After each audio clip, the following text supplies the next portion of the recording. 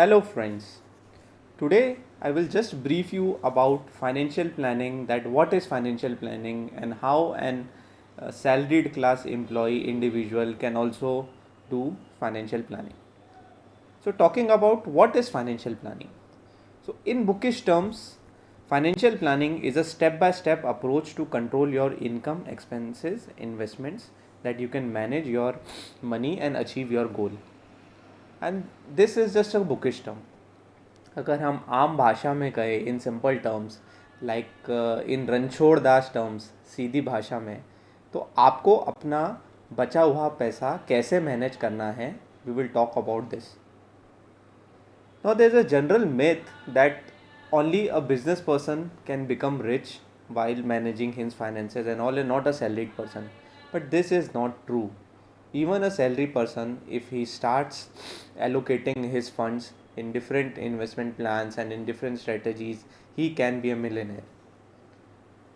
Generally, these days, what happens, a person gets an average salary of 25,000, 35,000 a month. So, in initial years, 3 or 5 years, he is just taking care of his basic needs. He's saying that I don't have any plan. But here comes the checkpoint. As early you start investing a smaller amount, it will have an compounding effect and it will give you. Generally, an average youngsters when they get a job in 22 or 23 years of age, they generally don't start investing. They have a myth that a big investor planners have said that you have to save 50% of your money to get rich, to get become rich, more rich. But it's not a thing. Even if you start saving a small penny of amount, say 1,000, 2,000, if your salary is low and all, that would give you a compounding effect 10 years later.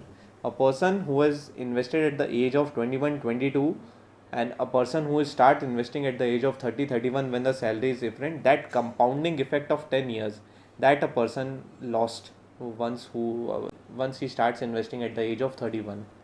So you have to take care of that compounding effect also. So now let me brief you a general financial planning, you can say a personal finance management rule, which is your 50-30-20 rule. Now what is this 50-30-20 rule? Where it came from? So it's a general budgeting rule like which universe has adopted.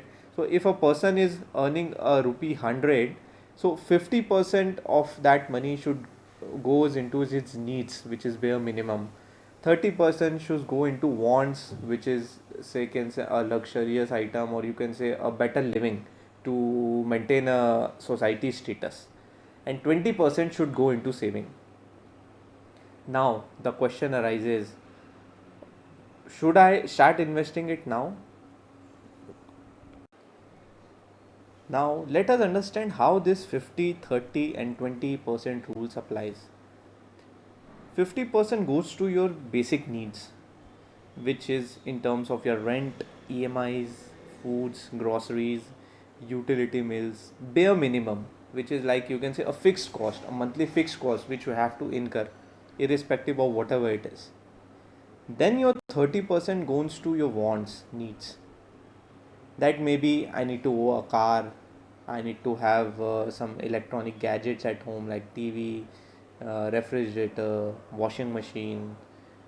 I can have some expensive clothing if I want.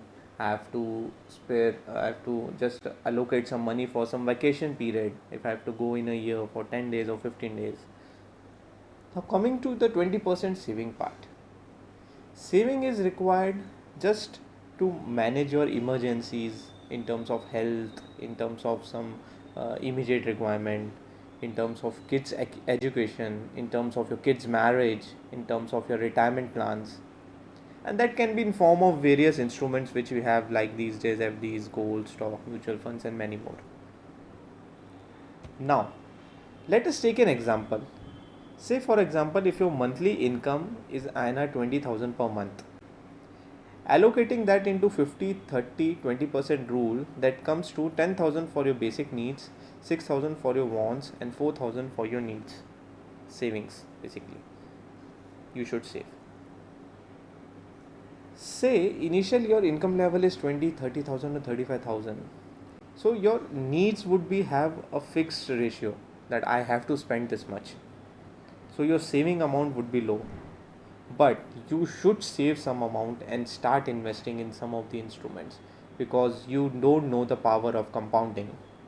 10 years hence, that 2000 or 3000 which you are investing on monthly basis would become huge amount. That's the power of compounding. Now, as gradually your income grows, say for example 50,000, 60,000, 70,000 a month, this 50 30 20 strategy, in my opinion, changes to 40 20 40. So your needs would be now 40%, your 20% should be your wants, and 40% should be your saving. In terms of needs, you have a fixed expenses ratio, basically. So I would say that your fixed expenses would not increase that much rapidly in coming years as compared to your income that has been increased. So in earlier example, in that 20,000 is 10,000 of your minimum needs. That minimum needs can be covered up coming up in 15,000, 20,000. So your need percentage is reduced. Your wants from 30% should be 20% because initially you have invested that much money, and now you need some less money to go for your wants. And the third would be your saving. So now your saving has jumped from 20% to 40%. Now that 40% would give you 10,000, 15,000 in your hand to invest. And investing that much amount monthly would give you a good compounding effect when you retire. So it's all about how much money would I need at the age of 55, 60. Would it be a 1 crore? Would it be a 2 crore and all? So that planning should be start from the first salary pay you get. You start saving a small amount. Even a small penny can give you a multi-folds of compounding effects. It is.